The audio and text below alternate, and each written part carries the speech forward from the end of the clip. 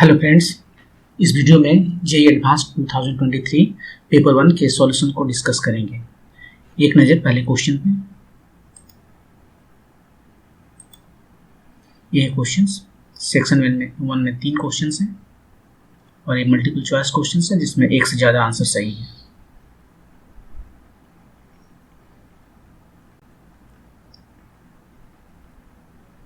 Section 2 में 4 questions हैं। ये भी मल्टीपल चॉइस क्वेश्चंस है लेकिन इसमें केवल एक ही आंसर सही है। सेक्शन 3 इसमें 6 क्वेश्चंस हैं और इसमें आपको आंसर देना है as a positive integer. Section 4 में इसमें 4 क्वेश्चंस हैं जो लिस्ट को मैच करना है।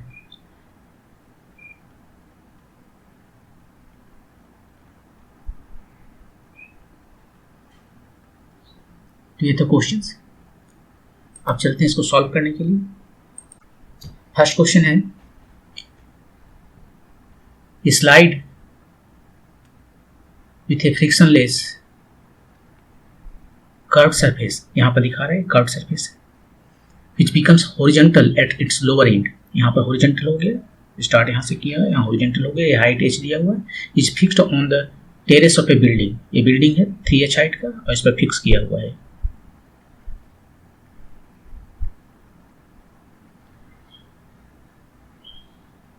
बिल्डिंग का हाइट 3h है from the ground as shown in the figure. A spherical ball of mass m is released on the slide from rest at a height h from the top of the terrace. ये terrace के ऊपर में यहां से इसको release किया गया है। The ball leaves the slide with a velocity u0 equal to u0x। ये हॉरिजॉन्टल है तो केवल हॉरिजॉन्टल में इसका वेलोसिटी रहेगा u0x से, ये यहां से निकल गया और उसके बाद में ये प्रोजेक्टाइल मोशन हो गया। इधर जाएगा तो ग्रेविटी से अपनी ओर खींचेगा और इधर नीचे भी आएगा, आगे भी जाएगा, नीचे भी आएगा। And falls on the ground eight a distance d from the building. यहाँ से यहाँ तक d डिस्टेंस है, यहाँ पर वो गिर गया from the building, making an angle theta with the horizontal. Horizontal के साथ में ये एंगल थीटा बनाता है। It bounces of with A velocity v। यहाँ से फिर बाउंस किया इस स्पीड v से and reaches A maximum height h1। फिर यहाँ तक ये मैक्सिमम हाइट h1 आता है, फिर इधर अपना जाएगा इस तरह से। The acceleration due to gravity is g and the coefficient of restitution. Coefficient of restitution of the ground is 1 by square root over 3. E जिसको हम से डिनोट करते हैं coefficient of restitution, ये 1 by square root over 3 है। ये यदि 1 हो जाए तो इलास्टिक कोलिजन होगा, ये 0 हो जाए तो इनइलास्टिक कोलिजन होगा। Which of the following statements is are correct? Chart of इसमें स्टेटमेंट दिया हुआ है। पहले u0 का वैल्यू दिया हुआ है, यहाँ पर कितना है, v का वैल्यू दिया हुआ है, a कितना है, और v क्या है, v जो है वेलोसिटी है। It bounces of with a velocity v। टक्कर के बाद में यहाँ से हिट किया ग्राउंड को और उसके बाद में जो उसका वेलोसिटी है वो v है, वो v का वैल्यू दिया है। c थीटा का वैल्यू दिया है, ये कितना 60 डिग्री है, और d बाई h1 का रेशियो दिया है। ये d कितना है, h1 इस h1 के रेशियो में, ये d और h1 में रेशियो 2:3 है। ये चारों में से कौन कौन सही है ये बताना है। तो सबसे पहले पहला वाला देखते हैं u0 ये सही है या नहीं। तो क्या है कि देखिए यहाँ पर जो है ये दो पॉइंट के बीच में आप देख सकते हैं कि वेलोसिटी यहाँ पर तो स्क्वायर रूट पर 2gh होना ही है। यहाँ पर जो एनर्जी देख लीजिए, टोटल एनर्जी, यहाँ पर total energy h height down आया है तो लॉस ऑफ, पहला ऑप्शन देखते हैं। लॉस ऑफ जो पोटेंशियल एनर्जी है वो गेन इन काइनेटिक एनर्जी है, और लॉस ऑफ पोटेंशियल एनर्जी है mgh, और गेन इन काइनेटिक एनर्जी है हाफ mv²। अभी u के जगह पर यहाँ पर u0 है,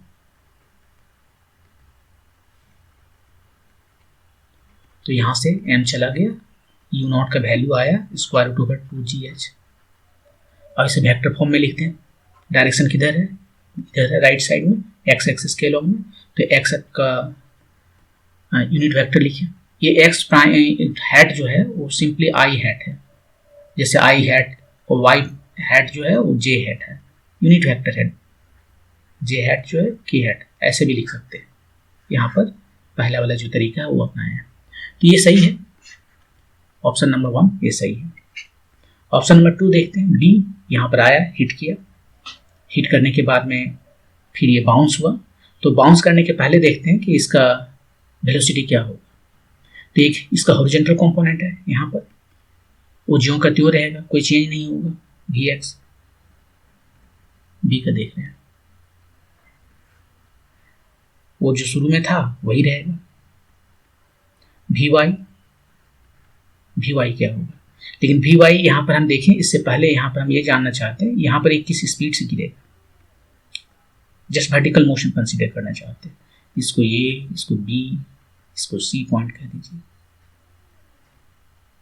तो बीसी मोशन को में हम देखें तो यहाँ पर किस स्पीड से गिरा, इसका यहाँ पर गिरा तो उधर इसका स्पीड इधर था ना। इसका दो कंपोनेंट थे, एक ये था कंपोनेंट और एक था ए कंपोनेंट। इसको हम कहते हैं V1। V1 जो है कंपोनेंट इधर है, V1 कॉस, यहाँ पर कंफ्यूजन करेगा।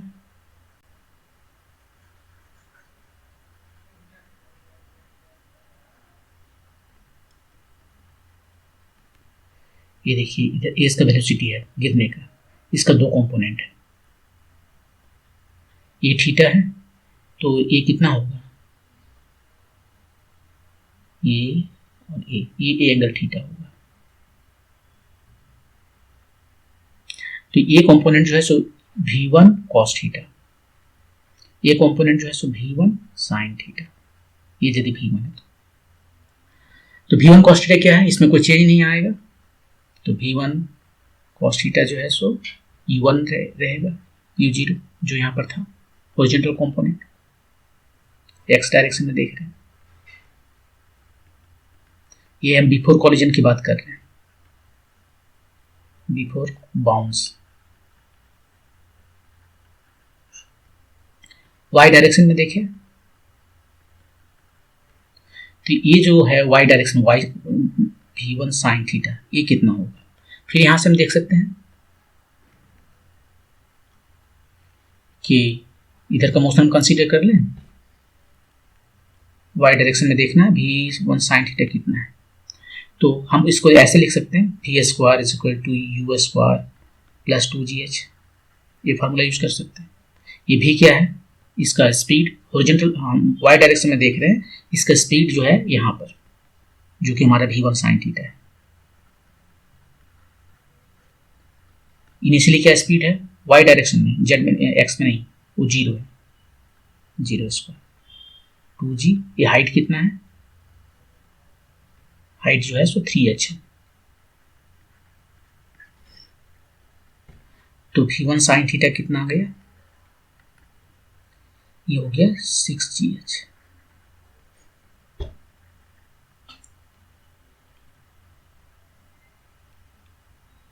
और ये तो हुआ V1 sin थीटा।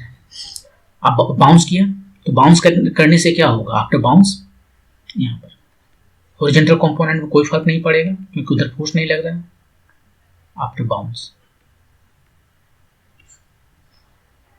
ये जो हॉरिजॉन्टल कंपोनेंट है V का जो cos थीटा है, हॉरिजॉन्टल कंपोनेंट ऐसे Vx लिखते हैं, V cos थीटा होगा जो भी, वो उसमें कोई फर्क नहीं पड़ेगा, जो शुरू में था वही रहेगा। शुरू में कितना था U0, क्योंकि इस डायरेक्शन में कोई फोर्स नहीं लग रहा है, लेकिन Vy इस डायरेक्शन में फोर्स लग रहा है तो इसका वेलोसिटी चेंज हो जाएगा, राइट। यदि ये कोलिजन इलास्टिक होता तो ये बिल्कुल जिस स्पीड से आया था V1 sin थीटा यहाँ पर स्क्वायर रूट 6GH इसी से ऊपर चला जाता है, लेकिन ये कोलिजन जो है इलास्टिक नहीं है, ई का कुछ वैल्यू दिया हुआ है, तो यहाँ पर ये स्पीड जो है उसका कम हो जाएगा। कितना कम हो जाएगा, उसी फैक्टर से कम हो जाएगा जो इसका कोफिशिएंट ऑफ रेस्टिट्यूशन है। तो Vy हो जाएगा E times V1y।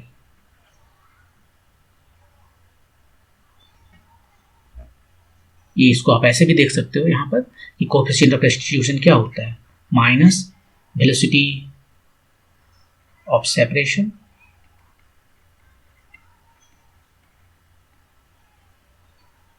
by velocity of approach velocity।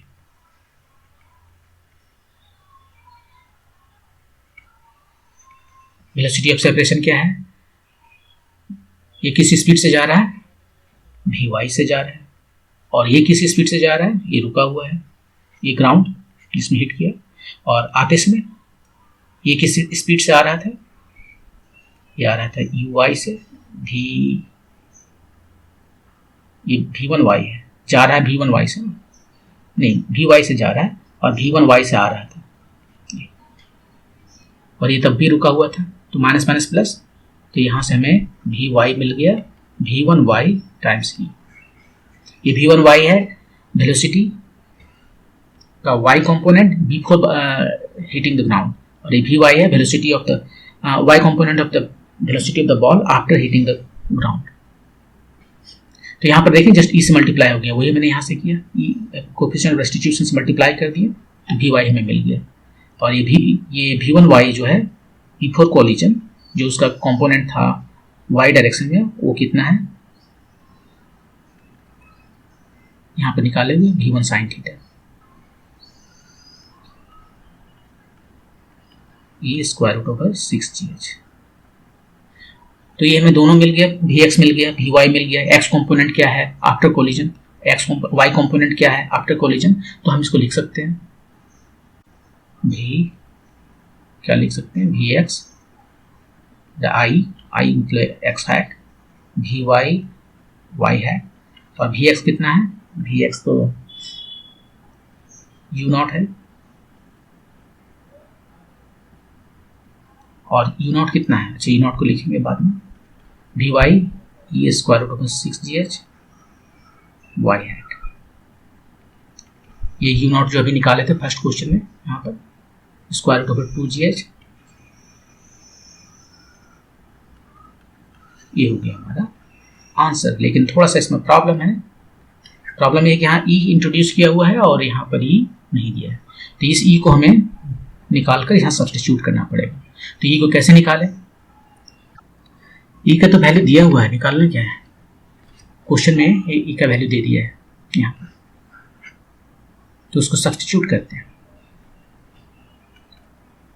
Square root over 2gh x plus e का वैल्यू सब्स्टिट्यूट करें 1 by square root over 3 6gh,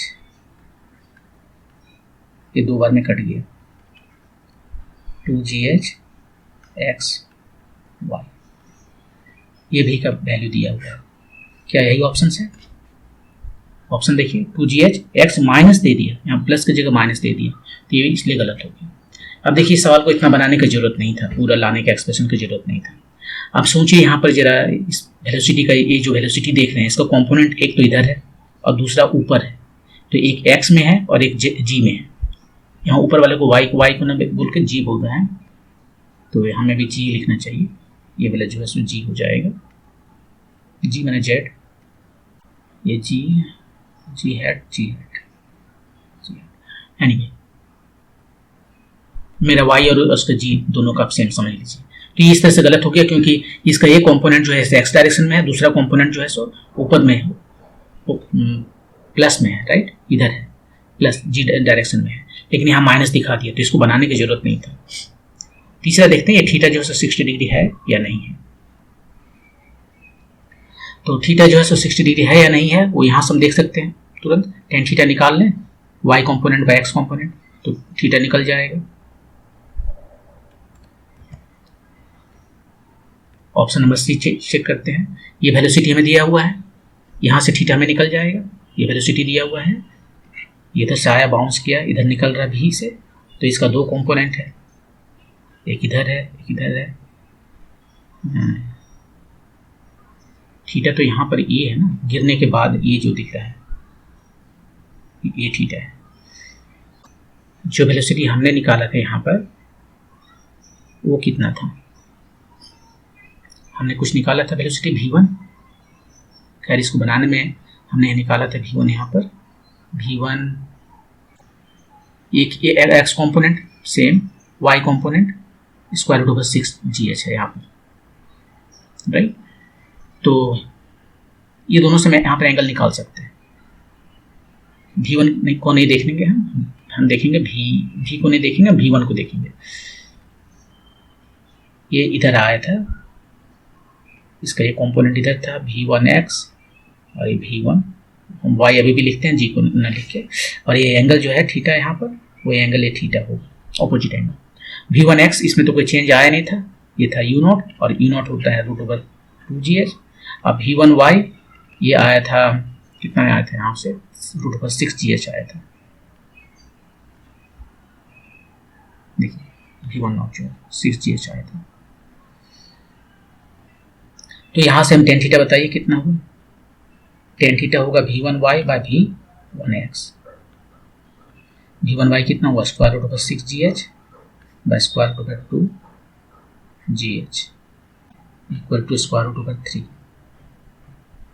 मतलब theta equal to 60 degree. 60 degree है, हाँ, तो ये सही हो गया। और लास्ट क्वेश्चन है कि d बाय h1, d कितना है और h1 कितना है, ये दोनों का रेशियो क्या आएगा। तो ये d कितना है ये निकालना पड़ेगा, और h1 कितना है ये निकालना पड़ेगा। तो उसे निकालते हैं, ऑप्शन नंबर डी। इधर हम h1 निकालते हैं और इधर हम d निकालते हैं। h1 कैसे निकालेंगे, यहाँ पर आया, इधर से बाउंस किया और इस v1 वेलोसिटी से निकल कर इधर जा रहा है, और ये मैक्सिमम हाइट यहाँ पर जो है अटेंड किया। सो है ये v जो है इसका कंपोनेंट है vy और इधर कंपोनेंट है vx। ये हाइट निकालना है, h1 मैक्सिमम हाइट। तो क्या देखिए वहाँ पर इस फॉर्मूला लगाते हैं, v square is equal to u square minus 2gh। यहाँ पर इसका वेलोसिटी 0 है, यहाँ पर वेलोसिटी कितना है, v1 sine theta, v sine theta. इसी फॉर्मूला को लगाते हैं। फाइनल वेलोसिटी जो है सो 0 है। इनिशियली क्या वेलोसिटी है इसका, ओनली y डायरेक्शन में कंसीडर कर रहे हैं, वो है v साइन थीटा। थीटा नहीं, यहाँ पर थीटा में नहीं पता, लेकिन हमें vy पता है। थीटा हमने तो निकाला नहीं v के लिए, हमने जो भी निकाला वो v1 के लिए था। तो ये है हमारा vy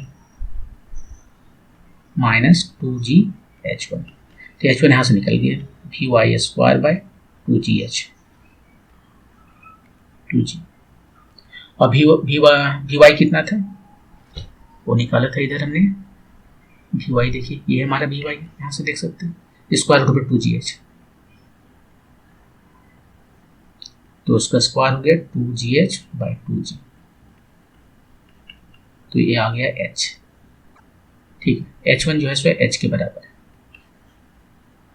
वो बिना इसको क्या कैलकुलेशन किए ही आप देख सकते थे। यहीं पर यदि आप इसे देखते तो y कंपोनेंट जो है इसका यहाँ पे g, वो जो है सो स्क्वायर रूट 2gh है, ये उतना ही है जितना यहाँ पर आप देख सकते हैं। इतना लॉस किया एनर्जी तब इतना एनर्जी आता है, लेकिन क्योंकि ये थोड़ा सा, हाँ, यहाँ पर जो है सो y कंपोनेंट वही है स्क्वायर रूट 2gh, और जहां पर ये वेलोसिटी 0 हो जाएगा वो h हाइट जाकर होगा। तो ये यहाँ पर निकल गया। और इधर देखते हैं d निकालने के लिए। अब d निकालने के लिए कैसे निकाल सकते हैं, यहाँ पर गिरने में जो टाइम आया उतना ही टाइम में इधर जितना हॉरिजॉन्टल चला वही d है। तो गिरने का टाइम निकाल लीजिए, टाइम ऑफ फ्लाइट। यहाँ पर ये ऐसे गिर रहा है, तो गिरने का जो टाइम है t0 कहते हैं। वर्टिकल मोशन कंसीडर करते हैं, y डायरेक्शन वाला, जिसको यहाँ z लिखा है। s equal to ut plus half h square का फॉर्मूला लगाते हैं। s कितना है 3h, ये वाला हाइट 3h। इनिशियल वेलोसिटी क्या है, जो भी है इस डायरेक्शन में है, इधर कुछ भी नहीं है 0। हाफ ये क्या है, किस एक्सलेशन से जा रहा है, एक्सलेशन ड्यू टू ग्रेविटी, और टाइम हमें निकालना है। तो यहाँ से टाइम निकल गया 6gh, 6gh नहीं 6h बाई g, ये टाइम आया। और तो हॉरिजॉन्टल कंपोनेंट देखें अब हम x डायरेक्शन में, इसमें कोई एक्सलेशन है ही नहीं, तो हम सिंपली फार्मूला लगा सकते हैं x इक्वल टू इधर जो इसको कंपोनेंट है u0 टाइम्स t0। तो ये x जो है सो यहाँ पर d है, ये d है। u0 क्या है, पहले निकाल चुके हैं, स्क्वायर रूट ओवर 2gh है। और t नॉट कितना है, अभी भी निकालें, 6h/g है। ये दोनों क्वांटिटी स्क्वायर रूट के अंदर में है, तो ये g और ये g कट गया,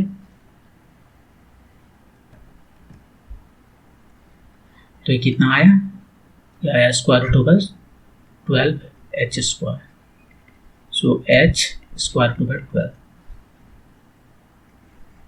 अब रेशियो निकालिए, d/h का रेशियो पूछा था h1 का, d है h स्क्वायर रूट ओवर 12 और h है h1 है h चला गया, इसको 2 स्क्वायर रूट 3 है। तो ये रेशियो जो है सो 2 स्क्वायर रूट 3 है। देखिए आंसर है या नहीं है, 2 स्क्वायर रूट 3, ये सही है। तो इस तरह से इसमें 3 आंसर सही है। ओके, सो मूव करते हैं नेक्स्ट क्वेश्चन पे।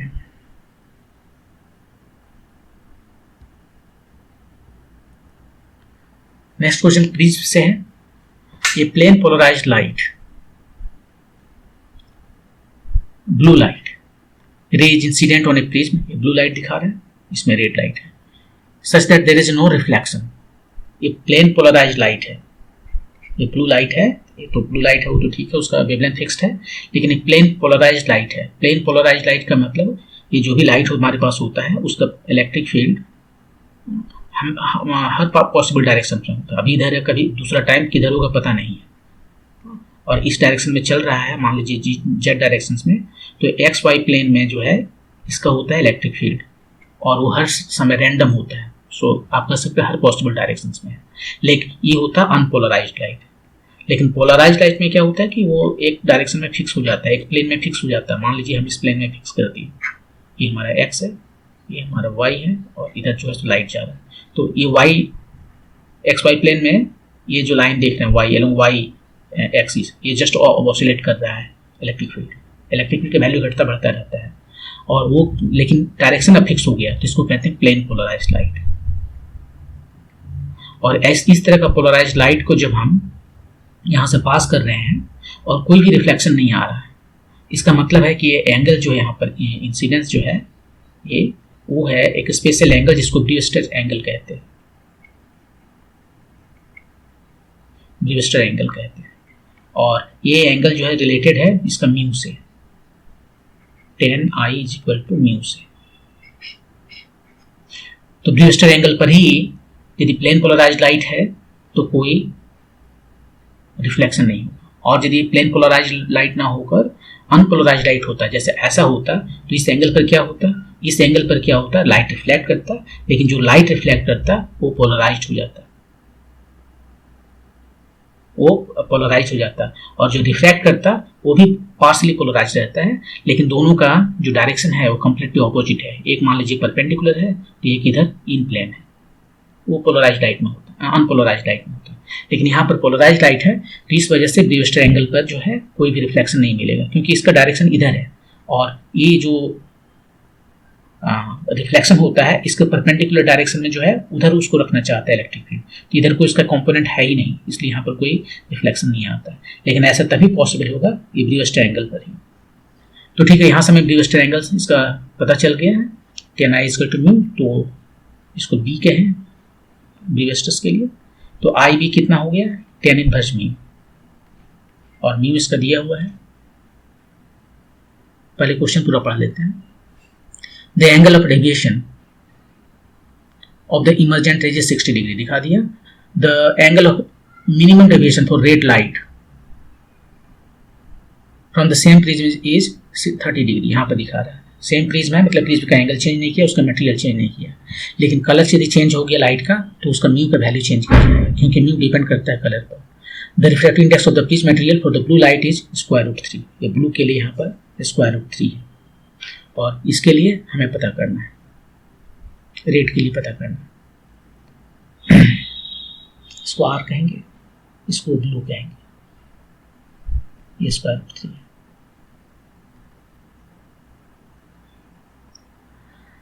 तो कौन सा स्टेटमेंट इसमें सही है? सबसे पहले ब्रीवस्टर एंगल निकाल लेते हैं, मतलब एंगल ऑफ इंसिडेंस निकाल लेते हैं।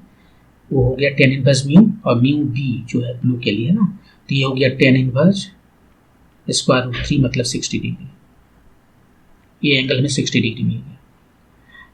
क्वेश्चन का ऑप्शंस में देखते जाते हैं। The blue light is polarised in the plane of incidence. जिस प्लेन ऑफ इंसिडेंस है उसी में पोलराइज्ड है, इसीलिए ये पास कर पा रहा है।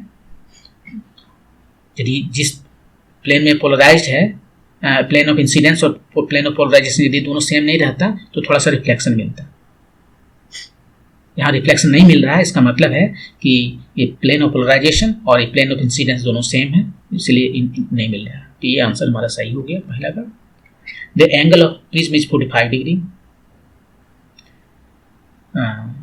और चीजें हैं। The refractive index of the material of the prism for red light is 0.2। The angle of refraction for blue light in air at the exit plane of the prism is 60 degree. मतलब इसका angle of emergence पूछ रहा है। तो ठीक है, यहाँ पर हमें पहले आई भी निकल आया, तो आई भी निकल आया, तो आर निकाल लेते हैं यहाँ पर स्नेल्स लॉ लगा के। उसका भी जरूरत पड़ेगा इसमें।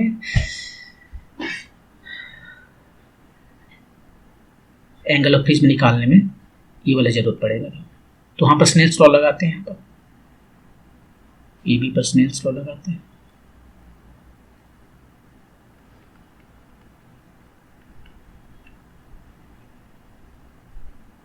Sign I equal to mu. Mu कितना है? Square root over 3 sine R. और साइन आई, अभी आई तो हमें निकाल लिए। आई कितना है? यहाँ पर दिस ट्रायंगल है sine 60 degree. Sine 60 degree root 3/2 square root 3 sine R. तो आर का वैल्यू यहां से कट गया। Sine R equal to half, तो R equal to 30 degree. R equal to 30 degree हो गया। अब यदि डेविएशन यहां पर दिया हुआ है तो डेविएशन कितना होता है? Angle of incidence, angle of emergence और ये एंगल, इसमें कितना दिया है डेविएशन? 60 डिग्री। आई कितना दिया है? आई भी है हमारे यहाँ पर, वो भी 60 डिग्री है।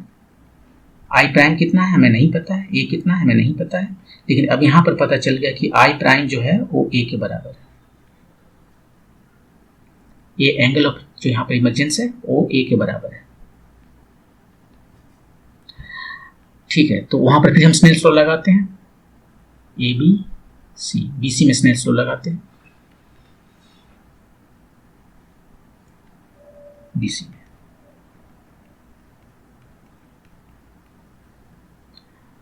Mu times sine R prime is equal to sine I prime.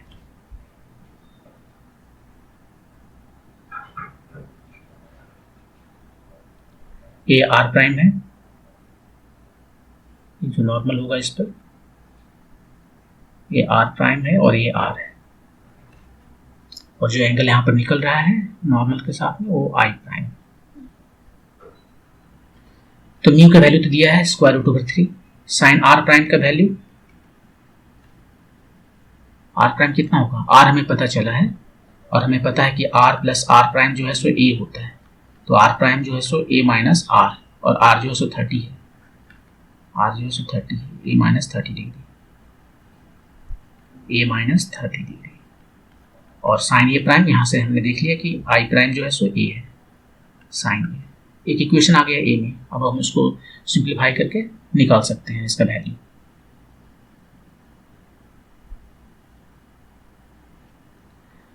Simplify करते हैं। Sign A cos 30 minus cos A sine 30।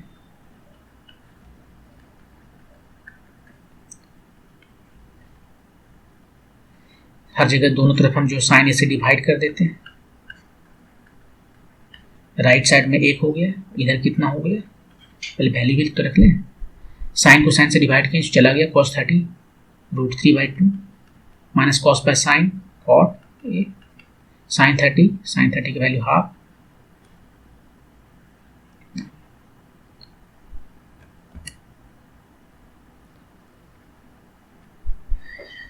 तो ये कितना आ गया, ये स्क्वायर रूट ऑफ 3/2 हो गया minus cot a/2 is equal to 1।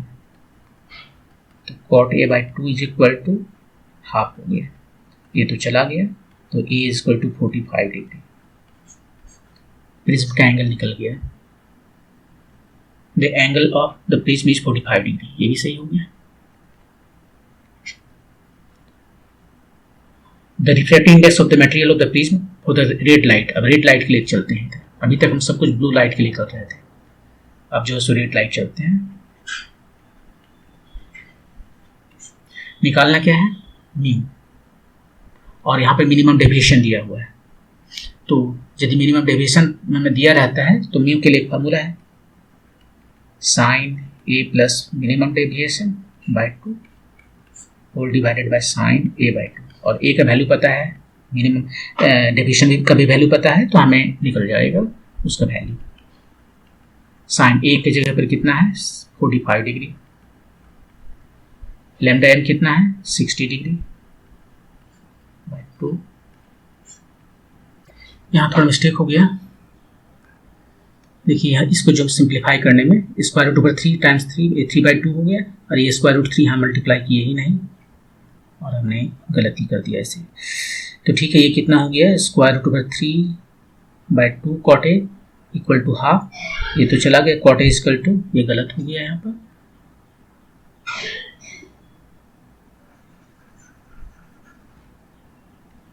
तो cot a यहाँ से आया 1 बाय स्क्वायर रूट ओवर 3, इसका मतलब है a इक्वल टू 60 डिग्री, ये 60 डिग्री है, और ये आंसर जो हमने लिखा कि वो सही वो गलत हो गया, बी जो है सो सही नहीं है,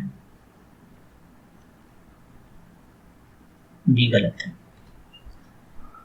प्रिज्म का एंगल 45 नहीं 60 डिग्री है ये, ठीक है। अब आगे बढ़ते हैं, यहाँ पर ये प्रिज्म की जगह पर हम लिखेंगे प्रिज्म एंगल में 45 नहीं 60 डिग्री लिखेंगे, ये रहा 60 degree sine 60 degree by 2, 60 120 by 2 60 sine 60 square root over 3/2 sine 30 half.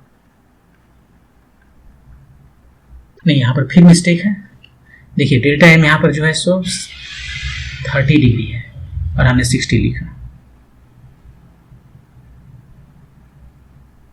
ये 30 डिग्री है, तो ये कितना हो गया 90 बाय 2, ये वैल्यू गलत हो गया।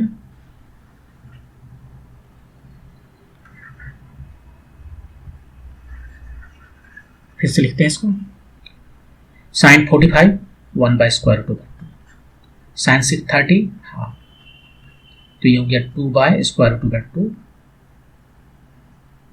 स्क्वायर रूट ओवर 2, तो म्यू का वैल्यू आया स्क्वायर रूट ओवर 2। अब ऑप्शन देखते हैं, ऑप्शन ये सही है, सी का सही है। The angle of refraction for blue light in the air at the exit plane of the prism is 60 degree. अब ब्लू के लिए आए, यहाँ पर हमने तो निकाला था आई प्राइम, वहीं से तो हमें एंगल प्रिज्म एंगल निकला था ना 60 डिग्री। ये देखिए आई प्राइम जो है सो आई आया था, तो ये 60 डिग्री है एंगल ऑफ प्रिज्म एंगल, तो ये भी 60 डिग्री है, ये भी सही है। तो इसको एक बार समराइज कर देते हैं, ये प्लेन पोलराइज्ड लाइट है और कोई रिफ्लेक्शन नहीं है। ये तभी पॉसिबल है जब जिस प्लेन में इलेक्ट्रिक फील्ड वाइब्रेट कर रहा है उसी प्लेन में ये जो इंसिडेंस जो हो रहा है वो भी उसी प्लेन में हो रहा है, तब इसका कोई भी कंपोनेंट जो है इसके परपेंडिकुलर डायरेक्शन में नहीं आएगा। और यहाँ से जब ये रिफ्लेक्ट करता है तो केवल ये हमेशा पोलराइज कर देता है, रिफ्लेक्ट करने के बाद में पोलराइज कर देता है, मतलब कि ये जिस प्लेन में चल रहा है उसका 90 डिग्री में जाता है, और चूंकि यहाँ पर कोई कंपोनेंट नहीं है उसका 90 डिग्री में, तो इसलिए वो कोई लाइट यहाँ रिफ्लेक्ट नहीं होता है। लेकिन ऐसा तभी होता है एक पर्टिकुलर एंगल पर होता है, वो एंगल जिसको ब्यूस्टर एंगल कहते हैं। और यदि उस केस में मान लीजिए अनपोलराइज लाइट रहता और वो रिफ्लेक्ट करता, वो प्लेन पोलराइज लाइट बन जाता, तो उस रिफ्लेक्टेड लाइट और ये रिफ्लेक्टेड लाइट के बीच में भी 90 डिग्री एंगल बनता है। तो इस तरह से पहला वाला सही हो गया। The angle of prism is 45 degree हमें निकालना था, यहाँ से स्टार्ट किया ब्लू लाइट में, यहाँ पर ये एंगल हमें पता चल गया क्योंकि ये एक ऐसा एंगल है जब हमें कोई रिफ्लेक्शन नहीं मिल रहा है तो इसका मतलब ये ब्रीवेस्टर एंगल है, और ये ब्रीवेस्टर एंगल है तो tan IB equal to mu होता है ब्रीवेस्टर एंगल के लिए फॉर्मूला। तो यहाँ से हमें I निकल गया, वो है 60 डिग्री। एक बार स्नेल्स लॉ यहाँ लगाएं, R निकल गया, वो आया 30 डिग्री। स्नेल्स लॉ यहाँ पर लगाएं, R प्राइम जो है सो A माइनस R होगा, और यहाँ से इसका जो डेविएशन है उससे भी I prime equal to A में मिल गया। तो ये में एक इक्वेशन आ जाएगा जब हम यहाँ पर स्नेल्स लॉ को अप्लाई करेंगे तो, और A हमें आ गया था 60 डिग्री, और A I प्राइम जो है सो 60 के बराबर है। तो यहाँ से हमें प्रिज्म का एंगल मिल गया। उसके बाद में हम रेट में आते हैं और इसका जो है सो रिफ्रैक्टिव इंडेक्स निकालना चाहते हैं। तो इसका रिफ्रैक्टिव इंडेक्स निकालना हो, ये डेविएशन मिनिमम है तो हम इसको ये फॉर्मूला यूज कर सकते हैं। सब कुछ पता है, ये 60 डिग्री, लैम्डा एम यहाँ 30 डिग्री, इसको मी आर का वैल्यू स्क्वायर रूट ओवर 2 आया, सही है। एंगल ऑफ प्रिज्म तो पहले ही निकाल चुके हैं, 60 डिग्री है। तो इस तरह से सवाल बन गया। मूव करते हैं नेक्स्ट क्वेश्चन पर। In a circuit shown in the figure the capacitor C is initially uncharged and the key K is open. In this condition a current of 1 ampere flows through the 1 ohm resistor. ये 1 ohm resistor है, इसमें एक current flow कर रहा है। The key is closed at time t equal to t naught.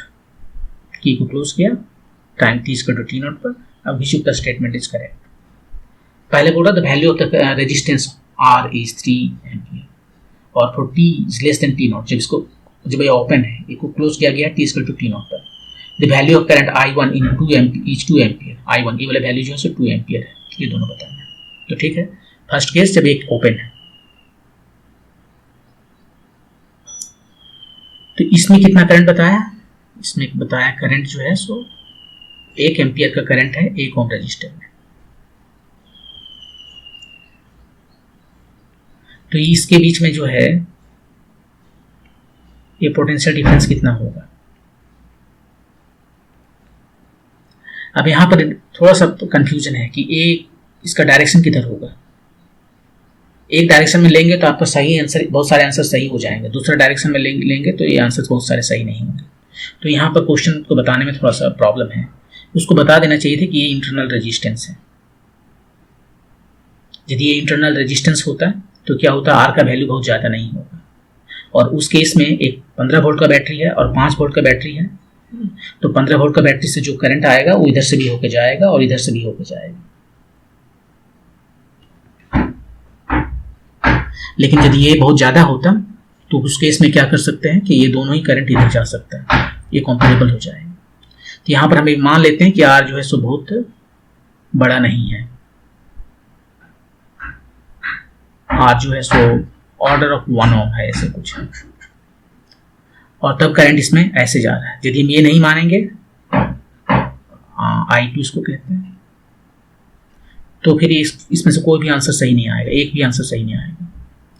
तो ठीक है, हम इसमें तो अब वोल्टेज कितना आया, ए बी, ये हुआ 1 ओम इंटू 1 प्लस यहाँ 5 से 0 गया 5, तो ये 6 वोल्ट हो गया।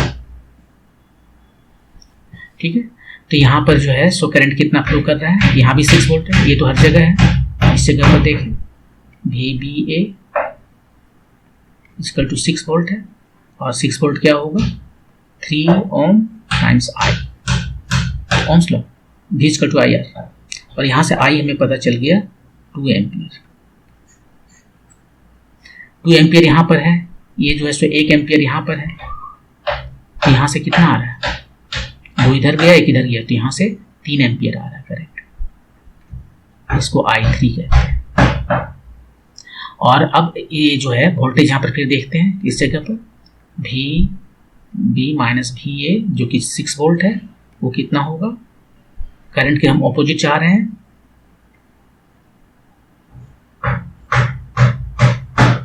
तो minus I3 times R plus 15, ये 6 वोल्ट है। तो यहाँ से आप इसको I3 निकालिए, R निकालिए, R कितना आ गया 15 माइनस 6, सो 9 बाय I3 का वैल्यू 3 है, तो 3 ओम आ गया। तो R निकल गया 3 ओम, और एक जो करंट है यहाँ पर फ्लो कर रहा है वो 3 एम्पियर, यहाँ जो करंट फ्लो कर रहा है वो तो 1 एम्पियर दिया हुआ है, और इसमें जो करंट फ्लो कर रहा है वो 2 एम्पियर है यहाँ से। तो करंट I1 जो है सो 2 एम्पियर है, ये सही है। R जो है 3 ओम है, ये भी सही है। E equal to T0 plus 7.2 microsecond. The current in the capacitor is 0.6 ampere. अब यहाँ पर जो है सो कैपेसिटर का चार्जिंग का बात हो रहा है। तो कैपेसिटर है, उसके साथ एक रेजिस्टेंस है, और ये सब मिलकर एक बैटरी बनाएगा, और वो बैटरी को यहाँ लगा देंगे। तो इक्विवेलेंट बैटरी क्या होगा, ये 2 ठो यहाँ पर है, यहाँ पर तो कोई बैटरी नहीं है लेकिन रेजिस्टेंस है, तो हम ऐसा कर सकते हैं कि यहाँ पर भी एक बैटरी है और उसका जो है सो 0 वोल्ट है। तो जो इक्विवेलेंट बैटरी है उसको निकालते हैं पहले।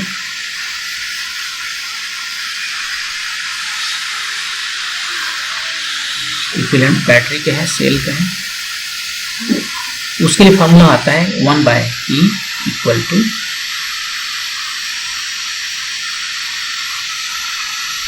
E1/R1 plus E2/R2 plus E3/R3। E1 उस बैटरी का EMF है, R1 उसका इंटरनल रेजिस्टेंस है, यहाँ पर इंटरनल रेजिस्टेंस की तरह काम कर रहा है, बाय ये भी तो E/R1 है, इसका डायमेंशन गलत हो जाएगा, सो इसको लिखना होगा और इधर हो गया 1/R1 plus 1/R2 plus 1/R3। Dimension देख लीजिए, सही ना, 1/R1 यहाँ से कट गया तो केवल E का डायमेंशन बच गया, ये सही है। तो निकाल लीजिए E1 कितना है 15 वोल्ट, उसका इंटरनल रेजिस्टेंस कितना है 3 ओम, E2 कितना है 5 वोल्ट, यहाँ देखिए उसका इंटरनल रेजिस्टेंस 1 ओम, तीसरा कितना है 0 वोल्ट, उसका इंटरनल रेजिस्टेंस 3 ओम, और ये 3 होता है 1/R1 प्लस 1/3 कितना आया, ऊपर में आया 5 के 15, 15 30/3, और नीचे में आया 1 2 और 3, 2 और 3 5, तो आया 6 वोल्ट आया। और इक्विवेलेंट रेजिस्टेंस उसके लिए तो 1/R जो है सो हम ये फार्मूला लगाएंगे ही, 1/R1 plus 1/R2 plus 1/R3। 1/R1 यहाँ पर निकाले थे, 1/3 प्लस 1/1 प्लस 1/3, ये कितना हुआ 3 4 5 5/3। ये 1/R क्यूब है तो इक्विवेलेंट रेजिस्टेंस आ गया 3/5 मतलब 0.6, और बैटरी जो आया 6 वोल्ट। तो अब हमारे पास क्या है कि ये कैपेसिटर है, इसमें एक रेजिस्टेंस लगा हुआ है यहाँ पर, और ये बाकी सब जो है बैटरी की तरह लग गया, बैटरी की तरह लग गया। इसका पोलरिटी कितना है, जिधर था दोनों का तो सेम डायरेक्शन में है, इसलिए सेम लिए थे, नहीं तो हम माइनस करना पड़ता, ये था, और ये इक्विवेलेंट रेजिस्टेंस है, ये 2 माइक्रोफैराड, ये कितना है 3 ओम है, 3 ओम है। और अब ये जो बैटरी आ गया है वो है 6 वोल्ट का बैटरी, और ये जो है सो 0.6 ओम का रेजिस्टेंस। अब यहाँ पर हम इसका चार्जिंग डिस्चार्जिंग जो भी देखना है वो तो आसानी से देख सकते हैं। चार्जिंग ऑफ कैपेसिटर क्या है क्वेश्चन, ये T इक्वल टू T0 में इसको क्लोज किया गया था, तो मतलब कि चार्जिंग स्टार्ट होने के 7.2 माइक्रोसेकंड के बाद में the current in the capacitor is 0.6 ampere. तो इसका चार्जिंग के लिए फॉर्मूला क्या है, चार्जिंग के लिए फॉर्मूला है Q0 1 minus e to the power t by tau, और टाउ कितना होता है, टाउ होता है CR, C का वैल्यू कितना है 2 माइक्रोफैराड, R का वैल्यू कितना है 3, तो 3 microsecond, 6 microsecond, right, 6 microsecond. Current निकालना है dq बाई dt, इसको एक बार डिफरेंशिएट करेंगे तो यहाँ पर आ गया Q0, ये तो चला गया, माइनस माइनस भी चला गया, इधर हो गया e to the power t by tau times 1 by tau. Q0 कितना होता है, Q0 होता है बहुत लास्ट में, जब ये एक जस्ट कंडक्टर की तरह काम करता है, तो जब फुली चार्ज हो जाए 6 वोल्ट आ जाता है इसके पास, करंट फ्लो करना बंद कर दिया तो यहाँ पर जो पोटेंशियल है वही है जो इस बैटरी पर है, तो 6 वोल्ट जब हो जाता है तो ये हो जाता है CE। और ये टाउ का वैल्यू अभी भी निकाला हमने 6 माइक्रोसेकेंड, 6 माइक्रोसेकेंड है। और ये e⁻⁻t कितना टाइम में बोला, चार्जिंग स्टार्ट होने के 7.2 माइक्रोसेकेंड बाद, 7.2 माइक्रोसेकेंड के बाद। और टाउ निकालना है ना, टाउ तो 6 निकाले।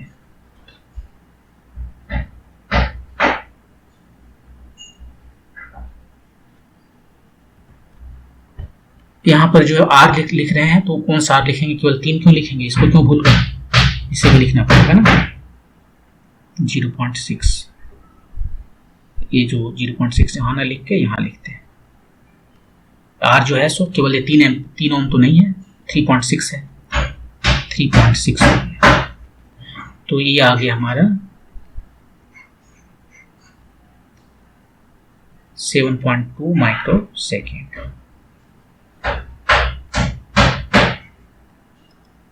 ये 7.2 माइक्रोसेकेंड और यहाँ भी है 7.2 माइक्रोसेकेंड। ये भी माइक्रोसेकेंड है और ये भी माइक्रोसेकेंड है, उससे 7.2 माइक्रोसेकेंड पर बात कर रहे हैं। तो ये कट गया, सी कितना है 2 माइक्रोफैराड, ई कितना है, कितना आया था 6 वोल्ट, और ये 7.2 माइक्रोसेकेंड है और e⁻⁻1। तो ये तो चला गया 6 × 12 = 72, 1/0.6।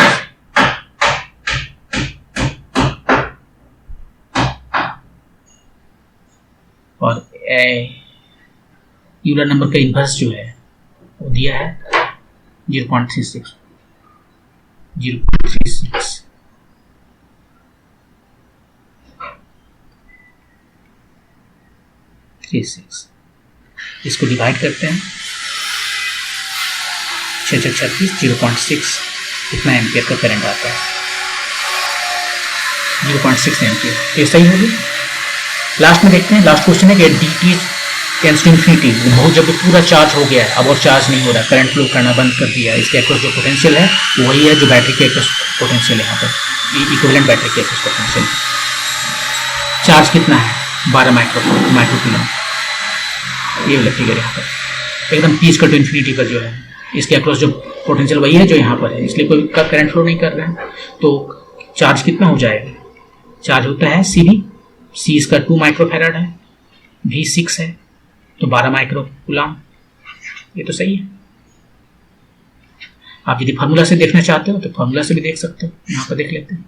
ये चार्ज है, यहाँ पर चार्ज क्या हो जाएगा, ये Q कितना था CE 1 - E, जब ये T इन्फिनिटी हो जाएगा तो ये वाला टर्म 0 हो जाएगा, तो CE आया, C है 2 माइक्रोफैराड और E है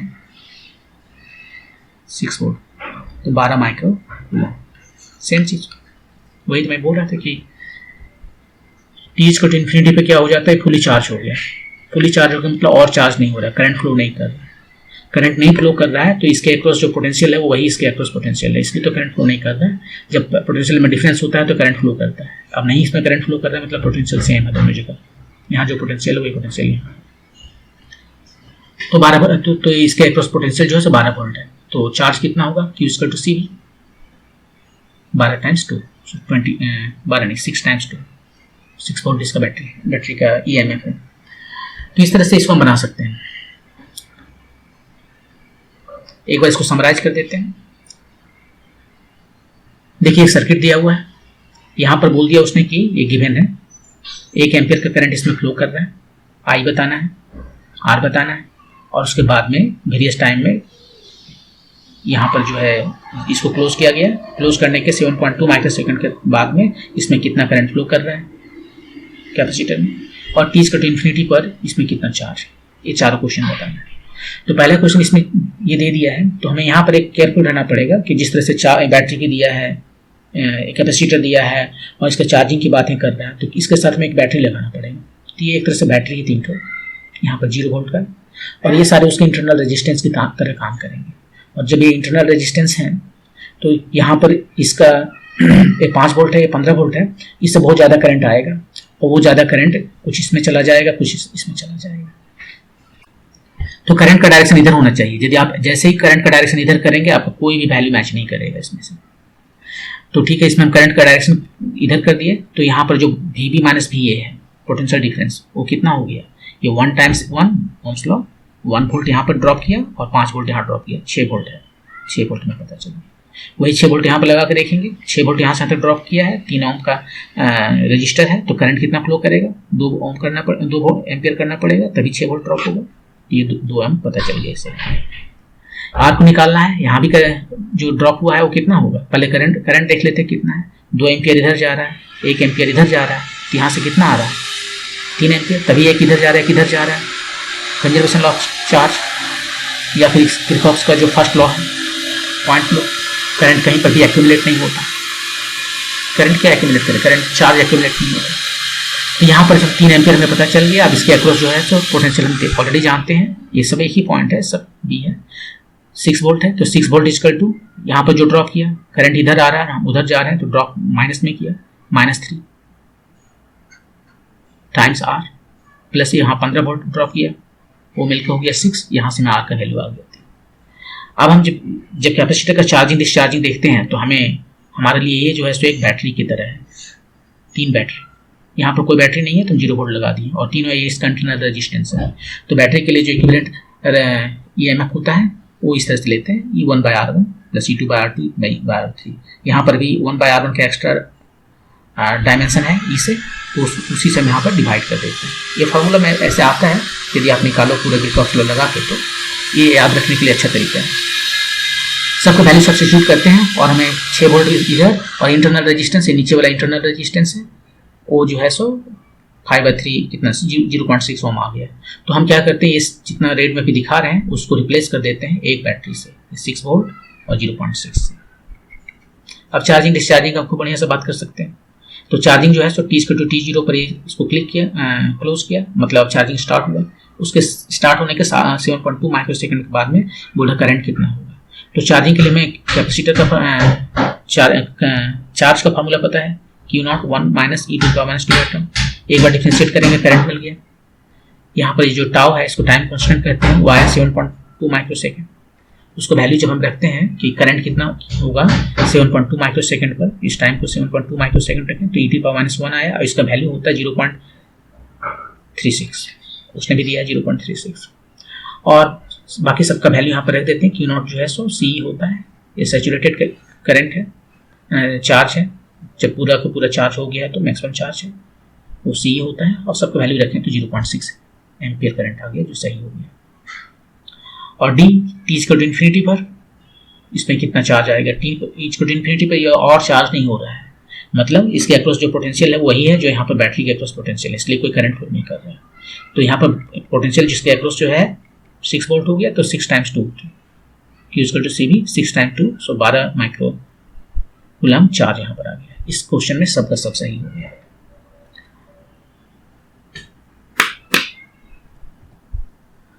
नेक्स्ट क्वेश्चन मूव करते हैं।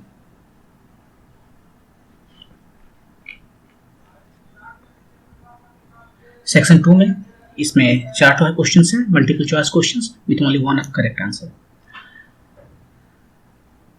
A bar of mass 1 kg and length 0.2 meter, 20 centimeter, is lying on a horizontal frictionless surface. One end of the bar is pivoted at a point about which it is free to rotate. जैसे मान लीजिए ये हमारा rod है,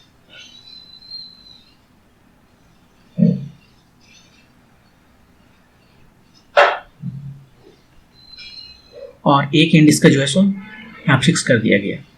अब इसके चारों तरफ ये चाहे तो रोटेट कर सकता है। मास इसका है 1 kg, लेंथ है 20 सेंटीमीटर।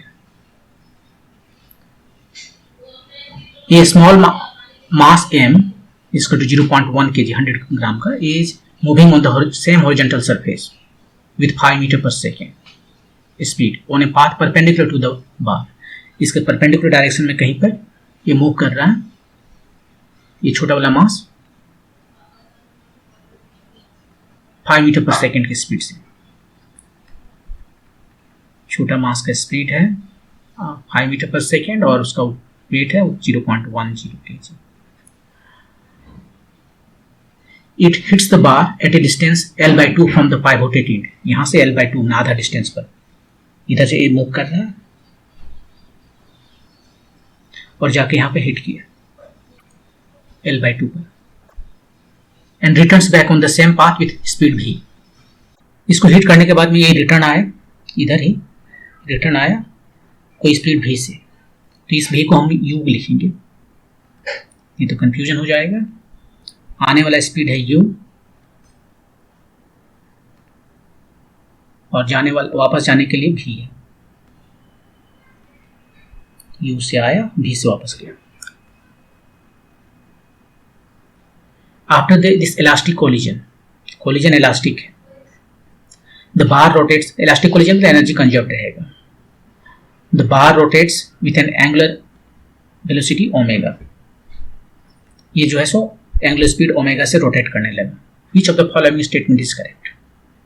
ओके, तो देखिए ये दोनों सिस्टम को यदि हम कंसीडर करें, बार प्लस ये जो स्मॉल m है, ये दोनों को कंसीडर करें तो इस पर कोई और फोर्स नहीं लग रहा है हॉरिजॉन्टल डायरेक्शन में, तो कोई टॉर्क भी नहीं लग रहा है, तो इसका एंगुलर मोमेंटम जो है सो कंजर्व रहेगा। तो इसके लिए हम देखें conservation law of angular momentum, एक कंजर्व है, इसके अबाउट जो है सो हम एंगुलर मोमेंटम निकालेंगे शुरू में और बाद में।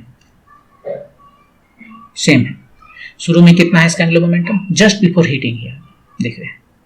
तो ये इसका तो एंगुलर मोमेंटम कुछ है नहीं, L ऑफ मास और L of bar, L of mass L of बार, ये बाद में, ये पहले हिटिंग के पहले में, बिफोर कोलिजन।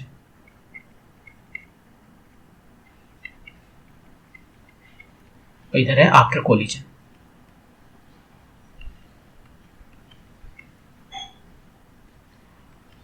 कितना है मास, एक जो पार्टिकल होता है उसका मोमेंट, यदि एंगुलर मोमेंटम निकालना चाहें किसी पॉइंट के अबाउट तो कैसे निकालते हैं, r टाइम्स mv, ये एंगुलर मोमेंटम है पार्टिकल के लिए, mvr। इससे आप चाहो तो i ओमेगा से भी निकाल सकते हैं। किसी एक्सिस के अबाउट यदि यहीं पर देखना है इस एक्सिस के अबाउट में, तो इसका मोमेंट इनर्शिया क्या हो जाएगा, mr², और ओमेगा कितना हो गया, omega equal to v equal to omega r, तो ओमेगा इक्वल टू v/r, तो mvr आ गया। तो इसका मोमेंटम, एंगुलर मोमेंटम इस एक्सिस के अबाउट कितना हो गया, mvr, m v मतलब u, r मतलब L/2 और L बार। शुरू में कोलिजन के जस्ट पहले ये तो चुपचाप बैठा हुआ है, कोई रोटेशनल मोशन नहीं है इसमें। अब कोलिजन के बाद में इसका एंगुलर मोमेंटम जो है ऑपोजिट डायरेक्शन में, वेलोसिटी चेंज हो गया ना, तो माइनस mu L/2 लिखेंगे, यू नहीं भी लिखेंगे। अब ये भी हमसे पूछा गया है, और ये जो है सो रोटेट करने लगा ओमेगा से।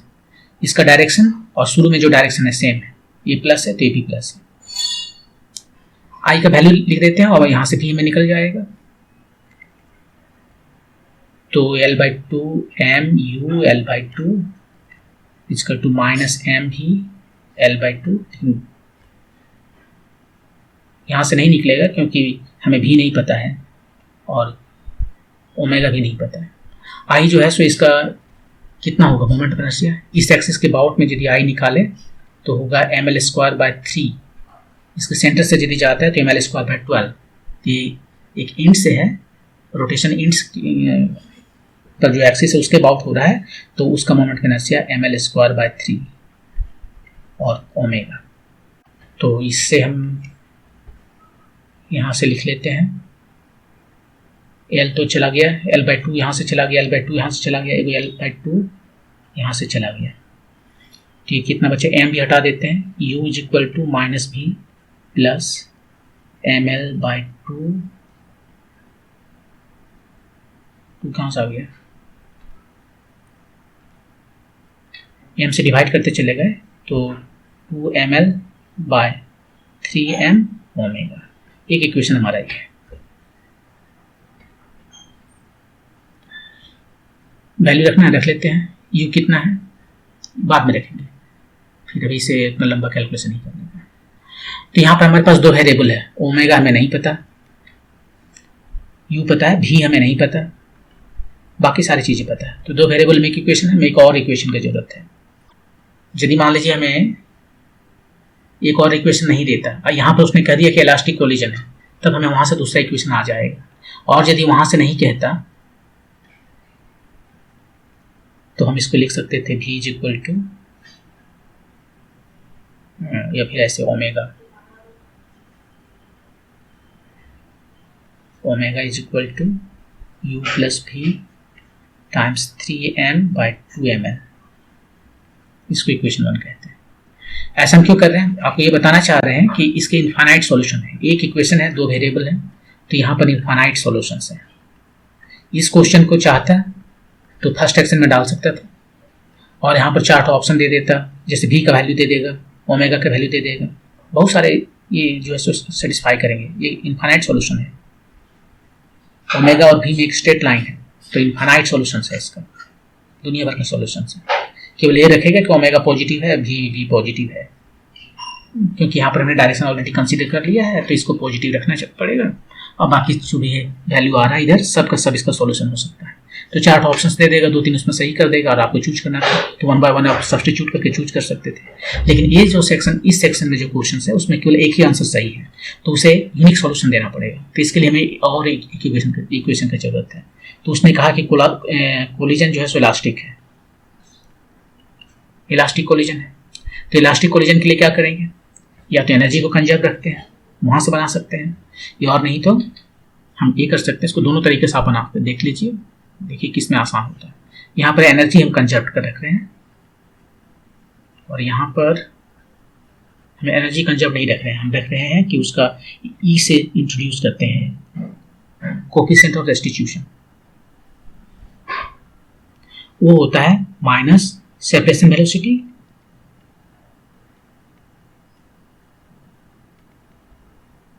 Bye separation approach velocity.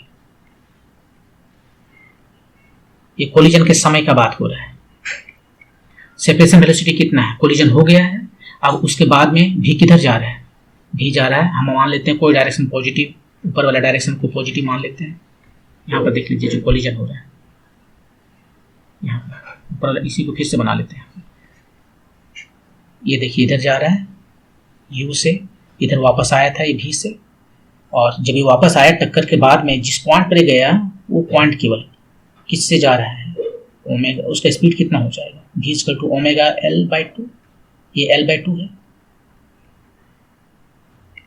ये ऐसे रोटेट कर रहा है ओमेगा से, तो हर एक जगह अलग अलग वेलोसिटी होगा, स्पीड होगा। तो यहाँ पर जो इसका स्पीड है इस पॉइंट पर जहाँ वो कोलिजन हिट किया वो है ओमेगा l/2।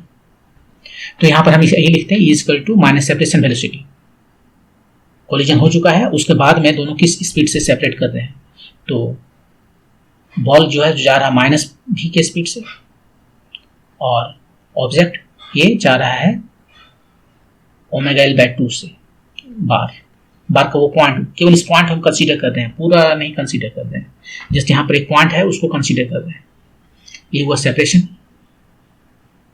और अप्रोच जो है सो पहले जो है छोटा मास का लिख रहे हैं, छोटा मास जो है u, और ये तो रुका हुआ था, और ये 1 है क्योंकि ये इलास्टिक कोलिजन है, तो ये 1 है, तो ये हो गया प्लस ओमेगा l/2, और यहाँ पर जो है सो u हो गया।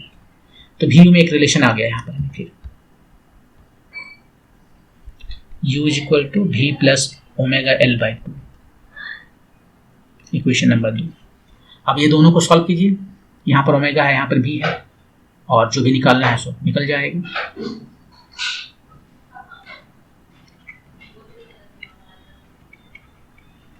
वन एंड 1 में रख देते हैं, ओमेगा इज इक्वल टू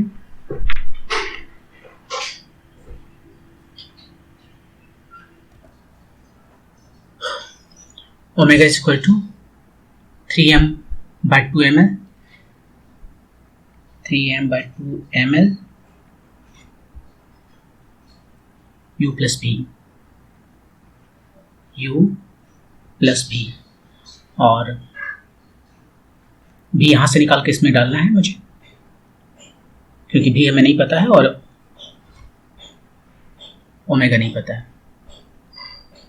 तो भी यहाँ से डालते हैं, u प्लस भी की जगह पर हो गया u minus omega L by 2। इसको सिंप्लीफाई करते हैं, 2ml omega is equal to 6mu minus 3m omega L by 2। Omega कितना हो गया 6mu divided by 2ml plus 3 small m l by 2,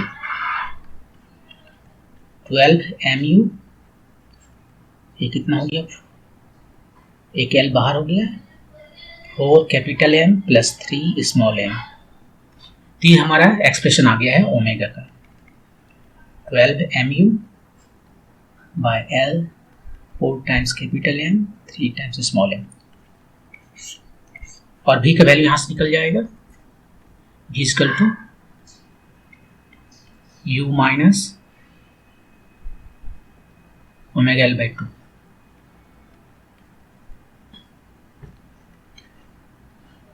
u minus omega L, यहाँ से ओमेगा एल बाई 2 तो ये 6m हो गया bye 4m plus 3m।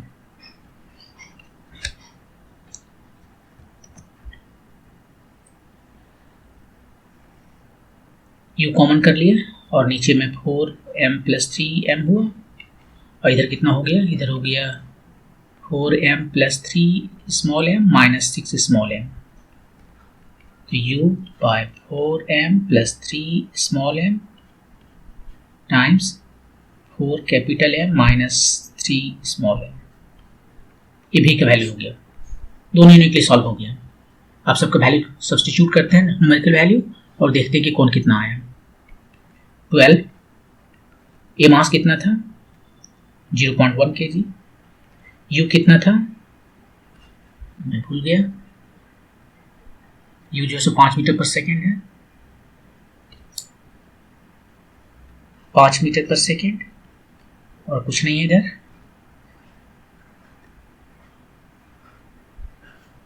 L कितना है 0.2 मीटर, 4m कितना है, m तो 1 kg है, 3m ये 0.1 kg है, ये कितना हो गया 12 से 6.5 हो गया, ये 0.2 टाइम्स ये 4 और 0.3 4.3, तो इधर चला गया 30 by 4.3, 30 by 4.3, so something like 7 point something. So divide करना पड़ेगा 300 बाय 43, कहीं डिवाइड कर लेते हैं इधर,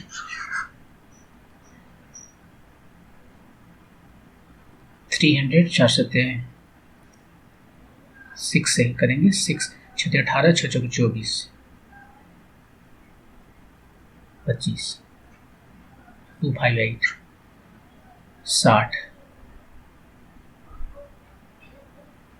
42, बहुत क्लोज है, बहुत ही क्लोज है। तो 9 से करना होगा, 2 9 चौक 36 2 38 11 60 3 और 4 8 32, ऑलमोस्ट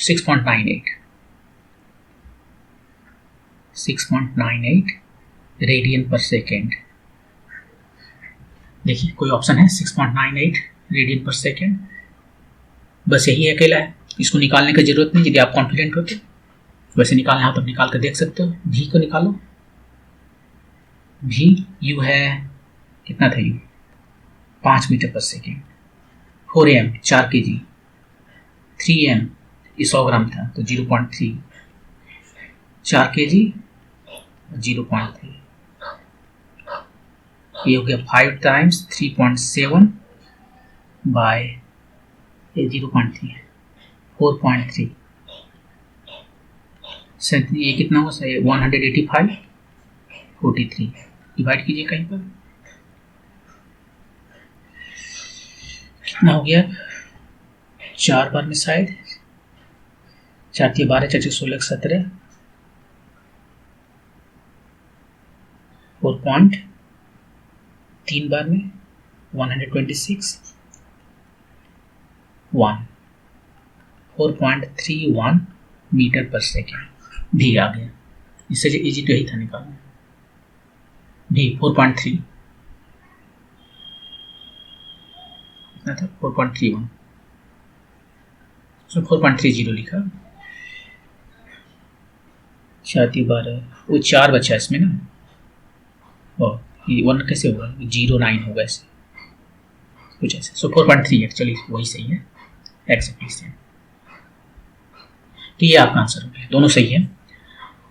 तो एक बार इसको समराइज कर देते हैं। समराइज क्वेश्चन ये है कि एक हमारे पास रॉड है जिसका मास दिया हुआ 1 kg और इसका लेंथ है 20 सेंटीमीटर और ये रखा हुआ है यहाँ पर, ये पाइवोट किया हुआ है, इसके चारों तरफ ये रोटेट कर सकता है।